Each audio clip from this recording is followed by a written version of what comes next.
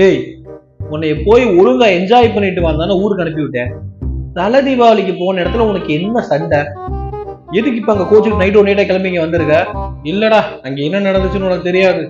உங்க மாமனார் வீட்டுல உன்னை ஒழுங்கா கவனிக்கலையா? அதெல்லாம் நல்லா தான் கவனிச்சாங்க, நல்லா தானே ரிசீவ் பண்ணாங்க. அப்புறம் என்ன உனக்கு பிரச்சனை? என் பொண்டாட்டி இருக்கல்ல, எல்லாம் அவராலதான். ஏன்டா உன் பொண்டாட்டிக்கு என்ன?